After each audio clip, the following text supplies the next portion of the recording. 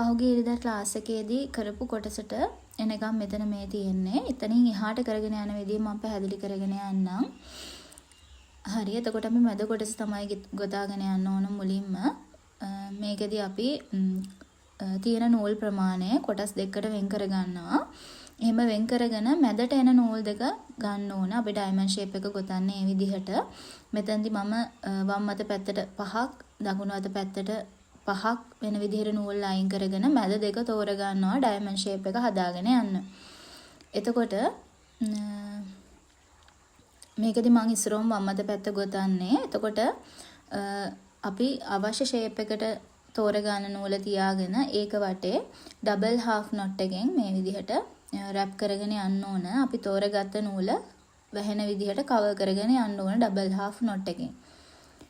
දැන් ඔයාලට ගැට වර්ග ගැන අවබෝධයක් තියෙන නිසා මම මේක ලොකුවට පැහැදිලි කරන්න යන්නේ නැහැ. ඔයාලට ඒ ගැට ගැන ඒක ගහන විදිය ගැන මේ ප්‍රශ්න තියෙනවා නම් මට මැසේජ් එකක් දාන්න. එතකොට මම ආයෙ වෙනම ඔයාලට වීඩියෝස් ටිකක් හදලා දෙන්නම්. ඔයාලට ගැලපෙන විදිහට. ඒ කියන්නේ එක එකනට තේරෙන විදිය වෙනස් නිසා.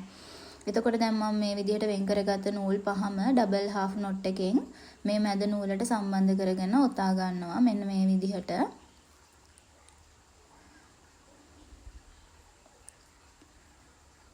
ඒ විදිහටම අනිත් පැත්තත් කරගන්න ඕනේ. එතකොට මම අනිත් පැත්ත කරගන්න කොටත් හරියටම මැද තියෙන නූල තමයි ගන්නෙ. ඒ නූලට අනිත් නූල් පහම රැප් කරගෙන යන්න ඕනේ ඩබල් හාෆ් නොට් එකෙන්. මේකෙදි කෝඩ් එක තද කරලා අතින් අල්ලගන්න එක ඉතාම වැදගත්. ඒ වගේම දැන් අපි වම් පැත්ත එක ගොතාගත්ත ප්‍රමාණයෙන් මේ උසටම දකුණු පැත්තත් ගොතා ගන්න ඕන. හැම වෙලාවෙම ගැටෙන් ගැටයට චෙක් කරන්න ඔයා හරියට ගැටේ ගහලා තියනවද සහ අනිත් එකට සමානව තියනවද කියලා. එතකොට තමයි සමවරව ලස්සනට ගෙතෙන්නේ දෙපැත්තම. මෙන්න මේ විදිහට. එතකොට අපි දෙපැත්තම ලස්සනට සමබරව ගොතා ගන්න ඕන උඩ වගේ ඩයමන්ඩ් ෂේප් එක හදා ගන්න. දැන් අපි දෙපැත්ත තියෙන කෝඩ් දෙක අයින් කර ගන්නවා. මොකද අපිට ඩයමන්ඩ් ෂේප් එක හදාගන්න ඒ කෝඩ් එක අවශ්‍ය වෙනවා. ඊට පස්සේ අපිට මැද කෝඩ්ස් 10ක් ඉතුරු වෙනවා. අපි මේක සම්බරව වෙන් කර ගන්න ඕන. මොකද මෙතන ස්ක්වයර් නොට් එකක් දා ගන්න ඕන. මේකෙදි මම කරලා තියෙන්නේ වම් පැත්තට 3ක්, දකුණු පැත්තට 3ක් සහ මැදට 4ක් ඉතුරු වෙන විදිහට අරගෙන දැන් කෝඩ් සේරම එකට අල්ලලා ස්ක්වයර් නොට් එක දා ගන්නවා. මේ ස්ක්වයර් නොට් එක දා ගන්නකොට අර ලූප් එක වගේ එන කොටස ඔයාලට කැමති පැත්තකට දා ගන්න පුළුවන්. එතකොට උඩ එකේ විදිහටම එකම පැත්තකට දාගෙන ගියොත් ලස්සනයි. එහෙම නැත්නම් පැත්ත මාරු කරලා දා ගන්න පුළුවන්. ඒක ඔයාලගේ කැමැත්ත සහ ලස්සනට එන විදිහ අනුව දා ගන්න.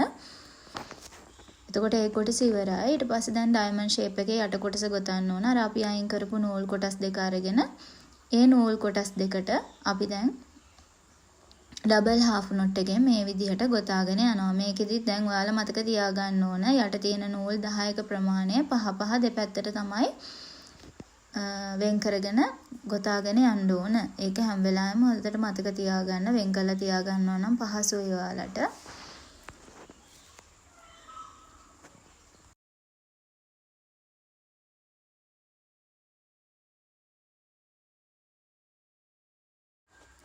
අවශ්‍ය ෂේප් එක අතින් හද ලස්සනට මේ විදිහට නූල් ගානට ඇදිලා තියෙන විදිහට තදට ඩබල් හාෆ් නොට් එක දාගෙන යන්න ඕන.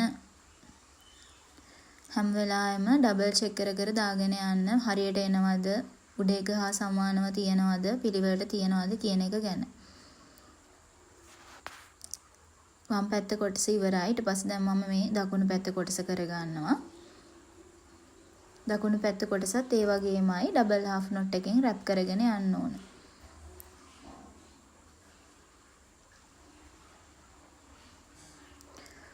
ඔයාලට මේ නිර්මාණ කරන්න පුළුවන්කම ලැබෙන්නේ අතහුරු අනුව. ඒ නිසා හැම වෙලාවෙම මේක පුරුදු වෙන්න තමයි ඔයාලට අතහුරු වෙන්නේ. ඊට පස්සේ ඔයාලට ඕන දෙයක් සංකීර්ණ නිර්මාණයක් කරන්න පුළුවන්.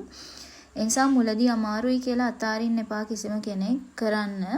මුලදී කොහොමත් අමාරුයි අපහසුයි තේරුම් ගන්න. නමුත් අපි කරනකොට ප්‍රැක්ටිස් එක එනකොට මේක හරිම සරල දෙයක් බවට පත් වෙනවා. ඒ නිසා ඒ වෙනකන් ප්‍රැක්ටිස් කරන්න. දැන් ගොඩාක් අය කරනවා හොඳයි.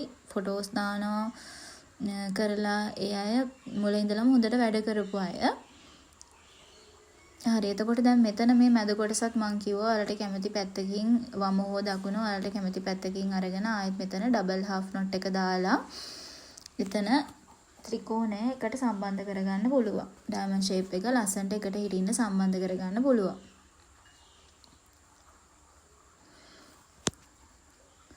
දැන් මෙතන නිර්මාණයේදී අපිට ඩයමන්ඩ් ෂේප් 3ක් අවශ්‍ය වෙනවා. මම දාලා තිබ්බ ෆොටෝ එකේ. මේක නිර්මාණයට ඔයාගේ අවශ්‍යතාවය අනුව වෙනස් වෙන්න පුළුවන්. මම දැන් ෆොටෝ එකේ තියෙන නිර්මාණය කරන නිසා තව ඩයමන්ඩ් ෂේප් එකක් මට ඕනි වෙනවා.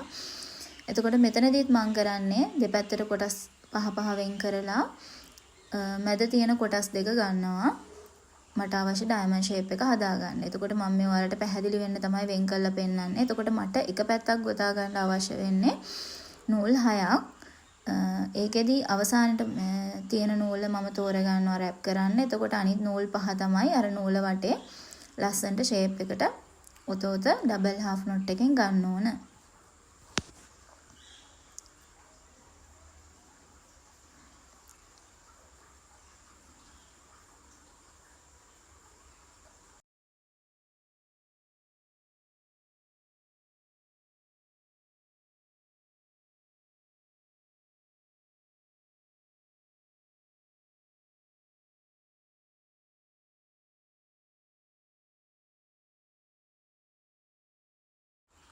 දකුණු පැත්තත් ඒ විදිහටම ගොතා ගන්නවා. උඩට අපි අයින් කරගත්තු නූල් ටික අරගෙන ගොතන්න පටන් ගන්නවා. මේකෙදි ඔයාලට පහස විදිහට නූල් ටික අයින් කරලා වෙන් කරලා තියා ගන්නවා නම් ලේසියි. මම මේකෙදි මම පාවිච්චි කරපු ලීයටම මේ උඩට අයින් කරලා තියෙනවා. එතකොට මේකෙදි ඔයාලට ගැටයක් දාගන්න පුළුවන්.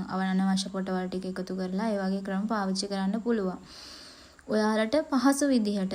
ඒ කියන්නේ මේක දැන් කෝඩ් එක අල්ල ගන්න ඕන ක්‍රමයක් තියනවා. එහෙම කියලා නෑ. ඔයාලට කෝඩ් එක අල්ලගෙන නිවැරදිව ගැටේ දාන්න පුළුවන් කොහොමද? ඒ විදිහට ලස්සනට අල්ලගෙන පිළිවෙලට ගැටේ වැටෙන එක තමයි වැදගත් වෙන්නේ. එතකොට මේ දකුණු පැත්තටත් මේ විදිහට ලස්සනට දාගන්න. හැම වෙලාවෙම වම් අත පැත්තට සමානවම යන විදිහට ඒ දුරවල් සමාන වෙන විදිහට ඔයාලට තාම පුරුදු වෙන නිසා ඕන නම් අඩි රූලක් තියතියි මැන වගේ හරි කරත් ප්‍රශ්නයක් නෑ. ඔයාලට ඇද වෙන්න බලනවා නම් ගහන ගැටේ ඇදට යනවා නම් ඒ ප්‍රශ්න. එතකොට මුලදී මමත් එහෙම තමයි ඉගෙන ගත්තේ. ඊට පස්සේ තමයි දැන් මේ අතේ හුරුවට මගේ ඇහි හුරුවට මම මේ විදිහට ගොතාගෙන යන්නේ. එතකොට ඔයාලට ගඩි රූලක් තියලා මැන හරි වැඩේ කරගෙන යන්න පුළුවන්. එතකොට දැන් ඩයමන්ඩ් ෂේප් එකේ යට කොටසත් මම ගොතනවා මේ විදිහට. ඊට කලින් අපි මෙතන දැන් ස්කෑන් නොට් එකක් එනවනේ. ඒක අර කලින් කියලා දුන්නා වගේම දෙපැත්තට 3 අයින් කරලා මැද 4ක් ඉතුරු වෙන විදිහට ලොකුවට ස්කෑන් නොට් එක දා ගන්නවා. දැන් මේකෙදිත් මම ලූප් එක දාගන්නේ දකුණු අත පැත්තට. මම දිගටම දාගත්තේ දකුණු අත පැත්තට.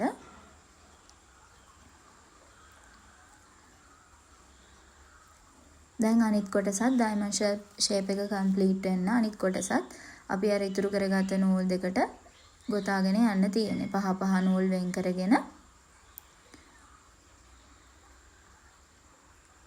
මෙතෙන්දි මම ඔයාලට වෙන් කරලා පෙන්නන්නේ පැහැදිලි වෙන්න. පහක් තමයි එක පැත්තකට එන්නේ.